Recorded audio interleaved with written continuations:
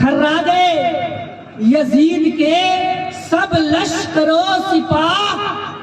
نیزے پر جب حسین کا سر بولتا رہا، نیزے پر جب حسین کا سر بولتا رہا، اور بولنے والے بولتے رہے، چپ کرانے کا زمانہ راجنیتک بناتا پردھان صاحب، بولنے والے بولتے رہے، چپ کرانے کا زمانہ راجنیتک بناتا رہا۔ ان مسلمانوں کو چپ کرا دو، ان کے پاس گھر نہیں ہے، ان مسلمانوں کو چپ کرا دو، ان کے پاس جائیداد نہیں ہے، ان مسلمانوں کو چپ کرا دو، ان کے پاس دولت نہیں ہے، ان مسلمانوں کو چپ کرا دو، ان کے پاس آپس میں محبت نہیں ہے، ان مسلمانوں کو چپ کرا دو، ان کے پاس دولت نہیں ہے، ان مسلمانوں کو چپ کرا دو، ان کے پاس حکومت نہیں ہے۔ ان مسلمانوں کو چپ کرا دو کیونکہ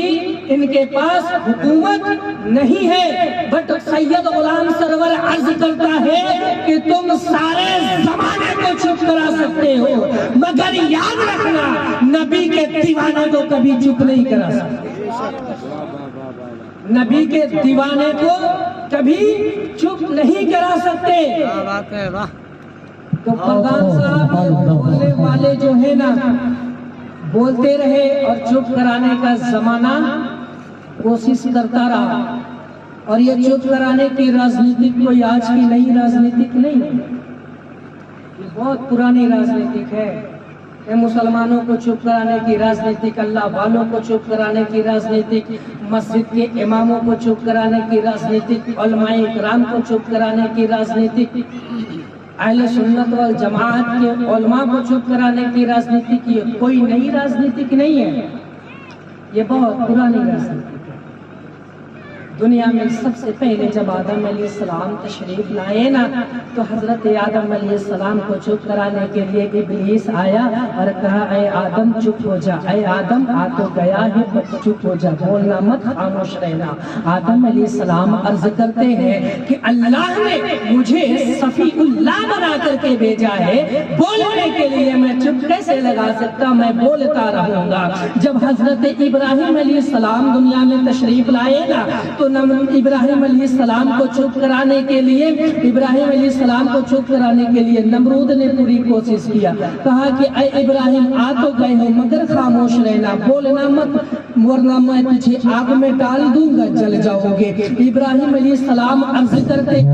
کہ تیرے آگ کی کیا مجال جو ابراہیم کو چپ کرا دے، ارے اللہ نے مجھے خلیل اللہ بنا کر کے بھیجا ہے، بولنے کے لیے میں چپ نہیں لگا سکتا، ارے تیرے آگ کی کیا مجال جو ابراہیم خلیل اللہ کو چپ کرا دے، ابراہیم خلیل اللہ تیرے آگ میں پیر ڈال دے گا، تیری آگ خاموش ہو سکتی ہے، بس یاد رکھنا ابراہیم خلیل اللہ کا بھی چپ نہیں ہو سکتا۔ تو اسی طریقہ سے حضرت موسیٰ علیہ السلام تشریف لائے، جب موسیٰ علیہ السلام تشریف لائے تو فرعون نے کہا، اے موسیٰ آ تو گئے ہو مگر خاموش رہنا، بولنا مت ورنہ زمانہ بغاوت پر اتر جائے گا، گھر سے لاٹھیاں نکل جائیں گی، گھر سے تلواریں نکل جائیں گی۔ موسیٰ کلیم اللہ عرض کرتے ہیں کہ اللہ نے مجھے کلیم اللہ بنا کر کے بھیجا ہے، بولنے کے لیے میں خاموش نہیں لگا سکتا، تیرے لاٹھی کی کیا مجال جو کلیم کو چپ کرا دے، ارے ابھی تو میں بول رہا ہوں، ضرورت پڑی تو تیری لاٹھی کو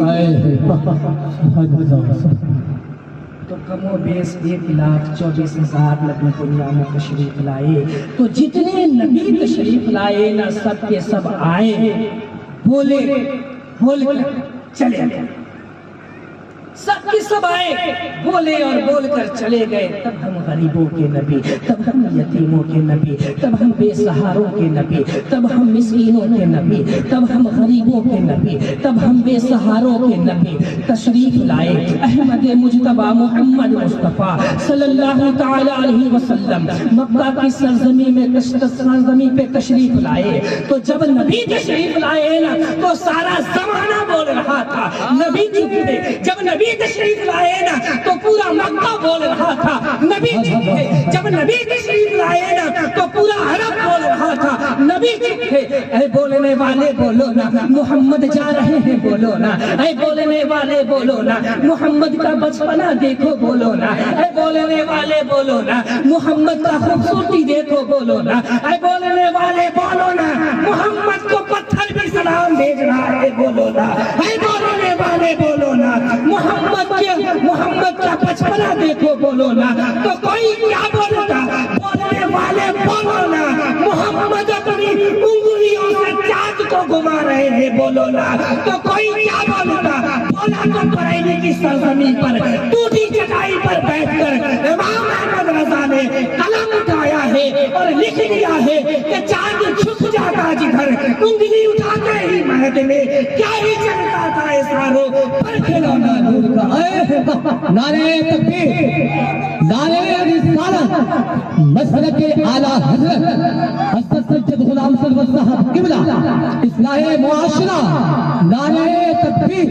نعرہ رسالت۔ چاند چھپ جاتا جدھر، چاند چھپ جاتا جدھر انگلی اٹھاتے ہی مہد میں کیا ہی چلتا تھا اسارو پر کھلونا نور کا۔ تو